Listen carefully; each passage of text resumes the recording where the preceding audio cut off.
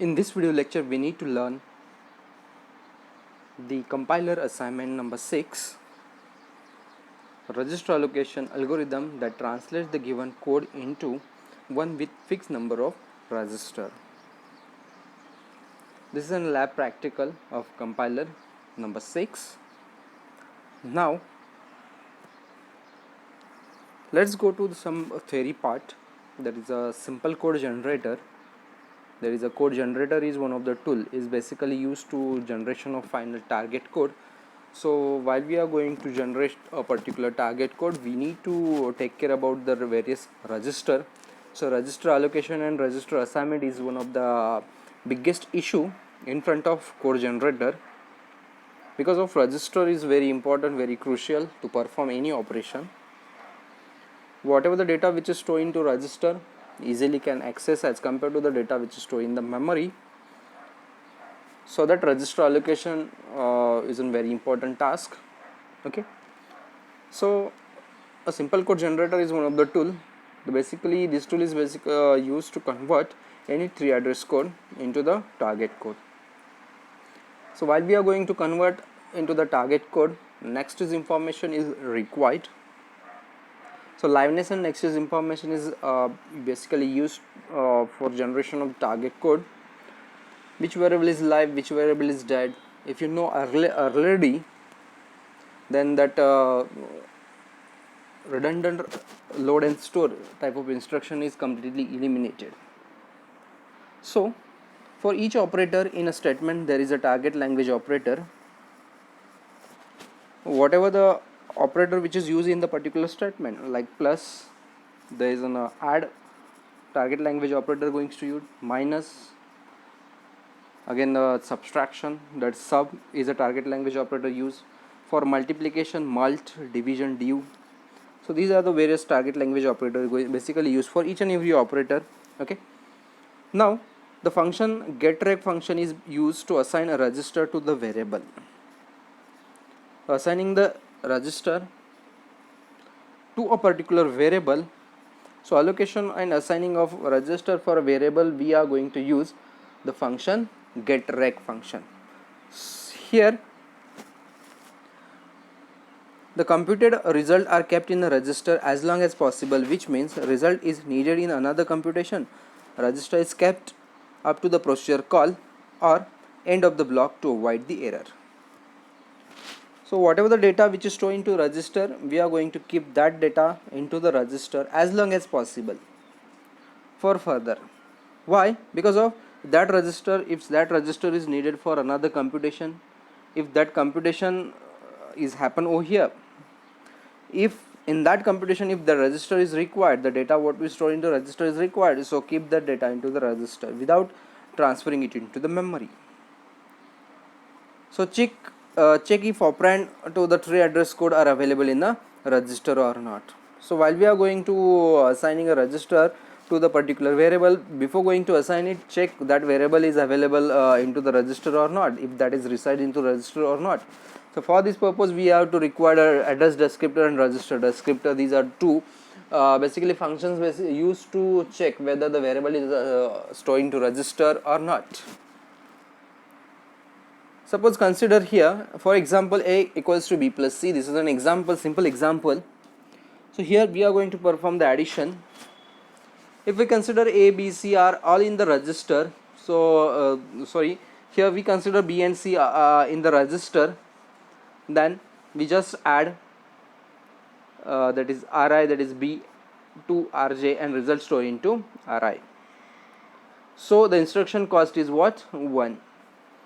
If only ri, that is stored into register, is b is stored into ri and c is not in the register, then what we are going to do, if we are going to perform the addition operation, then the cost of instruction is 2.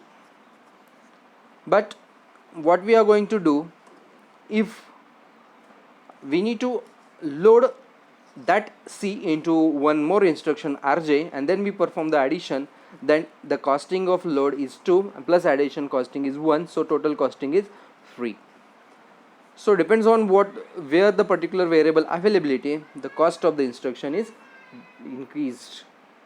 So two data structure is used to keep the track of the register or to keep the track of the variable. Register descriptor and address descriptor, these are two data structure going to use. So register descriptor is what used to keep the track of which variable is currently stored in a register. So it is basically used to track the register. It is basically used to track the register. Which variable is stored into register? For this purpose, we are going to use register descriptor. So here register R0 contains A. So register will be store local variable, argument, global variable, everything. So here R0 contains A. So in particular register, what variable is? Okay. So that is why register descriptor. And address descriptor is exactly opposite of that. The particular variable is present in which register? Variable A present where? Variable A is present into R0 and R1. Here in this example, move A into R0. So where is the A? A is present into R0 and R1. Because of R1, R0 is moved into R1 again. So that's why this address descriptor is basically used. So address descriptor is used, a variable is present in which register, and in register what variable is stored, that is a register descriptor and address descriptors like this way. Okay, now simple code generation, target code generation, we have to follow the algorithms. So here the algorithm is this: input sequence of 3 address instructions such as x equals to y plus z method. First of all, we are going to use a getReg function to assigning the register for x, y and z. Suppose the rx, ry and rz, these are the 3 registers for these 3 x, y, z. Now what we are going to consider if y is not in the register? Suppose consider y is not in the register, then what instruction we have to issue? We have to issue load instruction. Similarly, if z is not in the register, what we are going to do? We are going to issue the load instruction for z, and then we have to perform the add instructions. Okay, so this is what the normally simple code generation algorithm. Now getReg function, algorithm for getReg function. Here similarly, input is 3 address code. If here x equals to y plus z, if y currently in a register, if y is in the register, how we are going to know? By using the address descriptor. Pick a register already containing y and do not issue the load instruction. So here we are taking example related with the only y. If y is in the register, so no need to load the instruction. Okay, to load the y into ry. If y is not in the register but register is available, then load the instruction. If y is not in the register and any register is not available, then what we are going to do? We are going to check the next is information, and with the help of next is information, check which register is not useful. So load that register into memory and free the register for y and load the instruction y. Otherwise, if nothing is happened, then load y into memory and we are going to perform the add operation with the memory of y. So likewise, we are going to use the getReg functions over here. Now here let's take an example. D equals to a minus b, a plus b, a plus a minus c. So 3 address code of this. So here we are going to generate the final target code. Yes, so code generated, the value of register descriptor and value of address descriptor is this. Now here the program, that is a lex program. Here we are going to implement we are going to provide some input that is a 3 address code to the particular program, and it shows us output like how many registers are allocated to the particular particular program. So here the registers are allocated, that is what R0 and R1, these 2 registers we are going to allocate. So maximum 2 registers are to be required in these examples. Okay, now this here the lex and yak program is basically used to do this task. So first of all, we have to write the lex program. So lex program is basically used to identify the tokens which is present in the program. So here lex program consists of the main 3 section: declaration that is definition section, translation rule and auxiliary function. So declaration section, definition section consists of the declaration of the header files, some declaration of definition of some manifest, constant, some definition of variables. Okay, that should be in the declaration section. So here we have to write y.tab.h header file we have to include, and stdio.h file. So what is about the y.tab.h?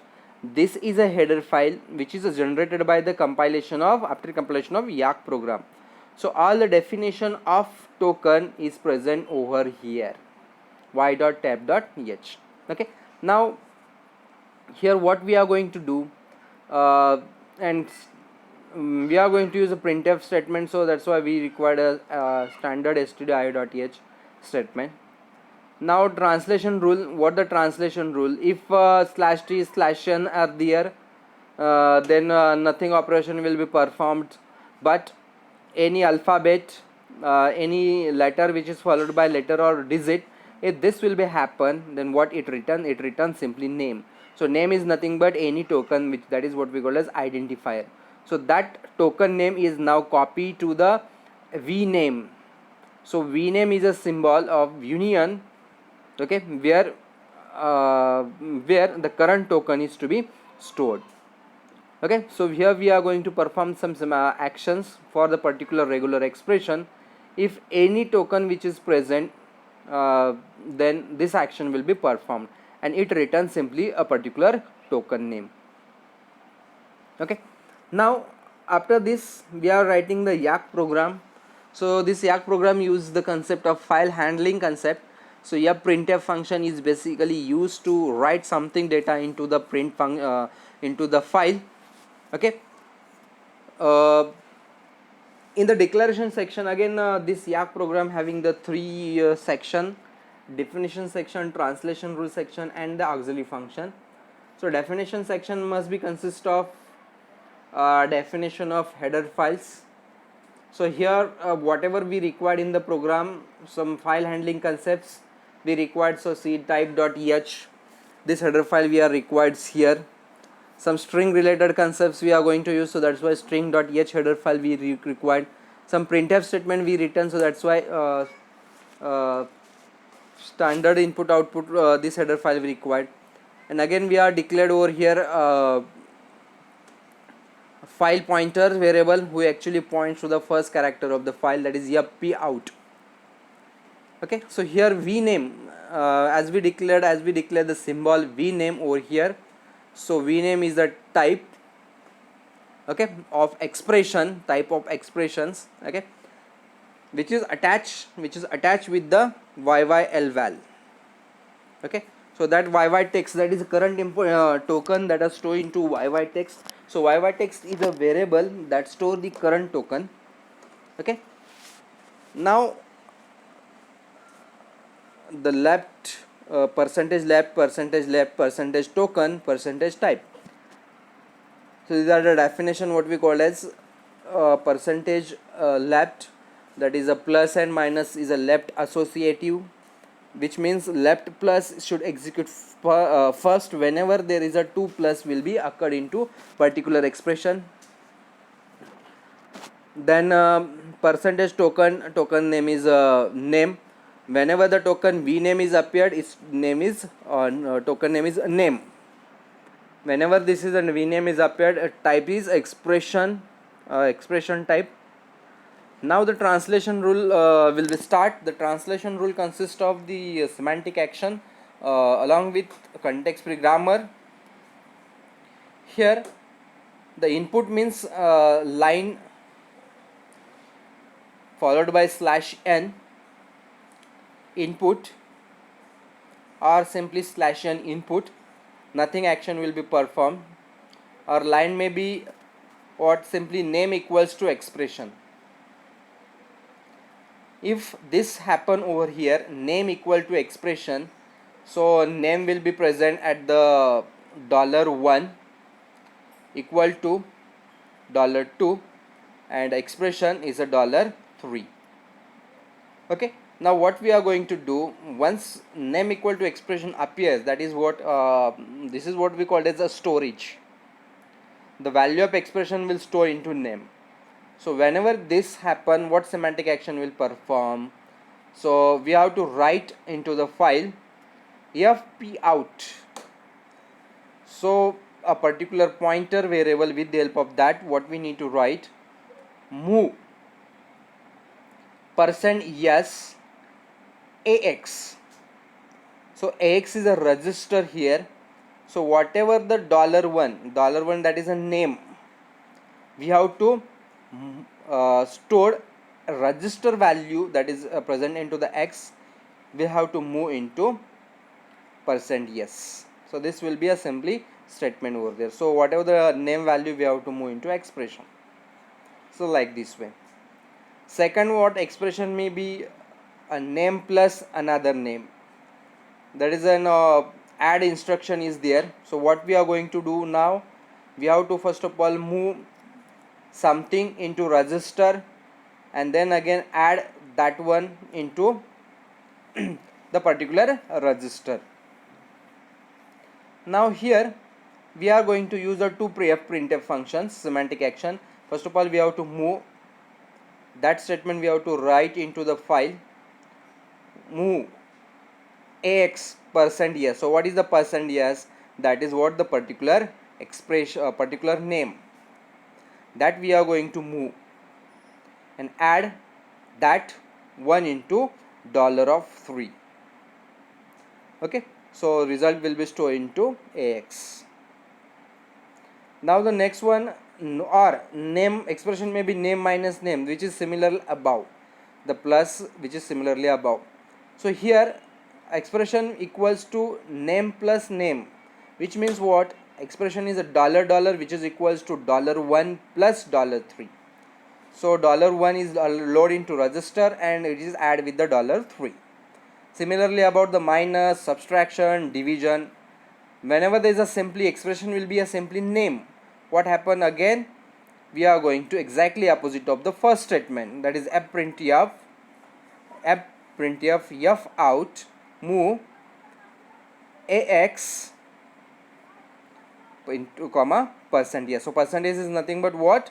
The $1, which is exactly opposite of the first statement, and that is copied into $1 is copied into right hand side. Okay, so this is what the simply translation rule. So in the translation rule, what we need to write, we just use the printf function to write it into the particular file. Okay, so with the help of f out function, f out pointer variable, we are writing into the particular file, and we use the move instruction, we use some add instructions over here. Now the main program, we are creating another YY in one more file pointers here. So yuppie input, we are taking input. So f open, we are reading the particular input1.c file. With the help of f open function, what we are going to do, we are going to opening a particular file input1.c. okay, and a file pointer, that is yuppie input, which is pointing to the first character of that file. If there is a nothing, if it gives us null value, if the pointer does not point to the first character of the particular input file, it shows us file can't read, or there is a file read error will be occur. And okay, exit 0 is what we call as abnormal termination. And what we are going to open another file for what mode? Writing mode. So the file pointer is yuppie out, which is we declared in a global section. If yuppie out equals to null, file can't open for writing purpose, that error will be occur over here. So we are assigning yuppie input into YY in, okay, which is we required to the particular parser. Then we call it we call the syntax analyzer by using YY parse, and all operation will be performed over there. And again close functions will be there to close the all the file pointers, and YY error message will be generated. If any error will be there, so it display the error message over there. Okay, now here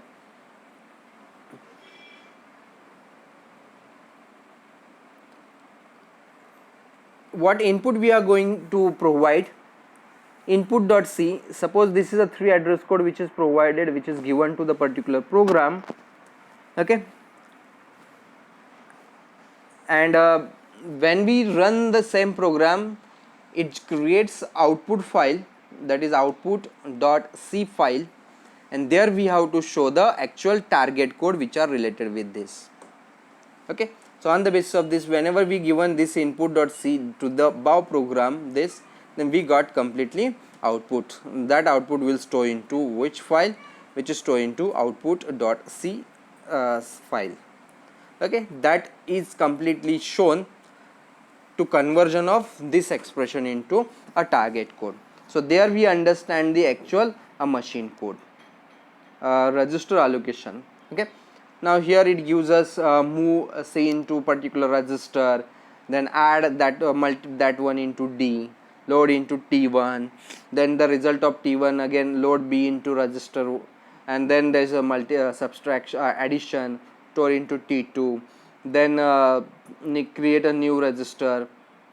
Okay, likewise we are going to perform so all the operations which are related with this, that will store into the particular output file. Just need to check that output file. Okay, so this is all about the assignment number 6, that is the related with what, register allocation algorithm that translates a given code into fixed number of registers. So whatever the given code we are going to provide to the particular program, so with the help of this assignment we are going to understand how we are going to translate it into the final target code and how much registers we require. Okay, so thank you for watching this.